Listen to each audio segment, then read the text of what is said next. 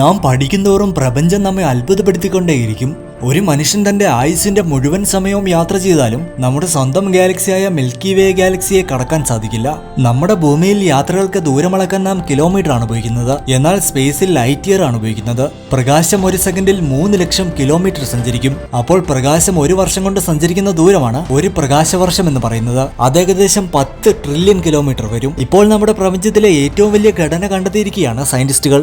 ഇത് നമ്മുടെ മിൽക്കി വേയേക്കാൾ 13,000 മടങ്ങ് വലുതാണ്. ക്യൂപു എന്നാണ് ഈ ഗാലക്സി സൂപ്പർ ക്ലസ്റ്ററിന് നൽകിയിരിക്കുന്ന പേര്.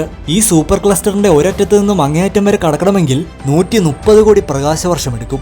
ഇത് കണ്ടെത്തുന്നതിന് മുമ്പ് വരെ മനുഷ്യന്റെ അറിവിലുള്ള ഏറ്റവും വലിയ ഘടന ഹെർക്കുലീസ് കൊറോണോ ബൊറിയാലിസ് ഗ്രേറ്റ് വാൾ എന്ന ഗാലക്സി ക്ലസ്റ്റർ ആയിരുന്നു. ഇത് ഏകദേശം 1000 കോടി പ്രകാശവർഷം അകലെയാണ് സ്ഥിതി ചെയ്യുന്നത്.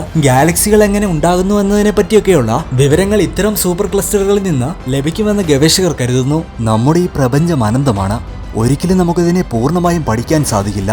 500 ബില്യൺ ഗാലക്സികൾ നമ്മുടെ പ്രപഞ്ചത്തിലുണ്ടെന്നാണ് കണക്ക്.